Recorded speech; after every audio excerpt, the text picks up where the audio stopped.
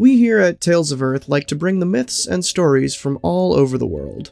One of the most fascinating groups of mythological tales are those from ancient Egypt. While many people know some of the ideas of the Egyptian myths, we decided that it would be a good idea to give our viewers a bit of a primer so that they are aware of who we are talking about before we get into the nitty-gritty. So please sit back and enjoy our brief description of some of the most popular Egyptian gods and goddesses. Ra is considered the god of the sun and usually seen as having the head of a hawk. Some of the Egyptian creation myths have Ra being the ancient father to many of the gods, having called them into being with simply his words. During his time, Ra was given several names, including Ra and Re-Atum. Early forms of the Egyptian myths also had Horus standing in for Ra, since they both had falcon heads and Horus's right eye represented the sun. In later years, though, Ra rose to his true power within the mythology. Nun is the representation of the primordial waters and chaos that made up existence before everything was created. Nun could be seen as the ancestor to the gods themselves, as it is from his waters that the god Ra came into being. Daughter of Ra, Sekhmet was the lioness goddess of destruction, death, and war. She was born when Ra turned his wrath upon a world that no longer respected him. So strong was her bloodlust that not even his divine power could stop her. Only through tricking her into peace could he stop her from destroying all that he had created. The second form of Sekhmet, Hathor, was a cow-headed woman that brought peace and understanding to the world. She was the guardian motherhood. Shu was the god that represented the very air we breathe and the wind that blew. He was the lord of the air, and so would separate his two children, the sky and the earth. Tefnut was the lion-headed goddess of rain. She was both the sister/wife of Shu and mother to Keb and Nu.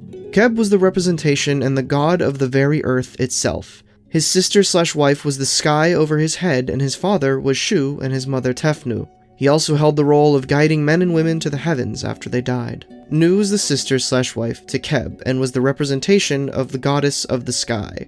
Nu would give birth to the newer gods, those that would rule after Ra finally ascended to heaven and once again became a god. Osiris was the son of Keb and Nu, who was known as the king of the underworld. In some myths, he was a god-king who ruled the world of Egypt and brought them out of their barbarian ways to a more modern and civilized way of life. He is the representation of the cycle of life and death, of the yearly cycle of the crops dying and returning. With his death, drought and famine would come to the earth, but when he was resurrected, the Nile would flood and the crops would grow once more. Isis, daughter to Keb and Nu, is also the sister/wife of Osiris. In some myths, she was the one who raised Osiris from the dead after the pharaoh was murdered. It was she who started the cycle of life and death that Osiris had become known to represent. In other stories, she was a clever sorceress, who tricked the god Ra and convinced him to return to the heavens so that the new gods could take their place as the rulers of Egypt. She was also the mother to Horus, and so has come to represent motherhood to the ancient people of Egypt. Horus was the falcon god and ruler of the skies. He was a warrior and hunter who represented the best qualities of a pharaoh. Set, brother to Osiris, was the representation of chaos and violence in the world.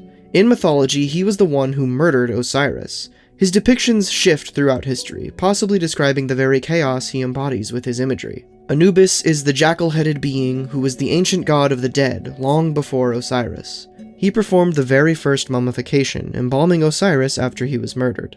Bast was the cat goddess. It is said that Bast was the daughter of Ra and the soul of Isis. She is depicted as a domesticated cat in some imagery and a lioness in others. This is to demonstrate her dual personalities, that of calmness and aggression. And that is a quick overview of the gods of Egyptian mythology.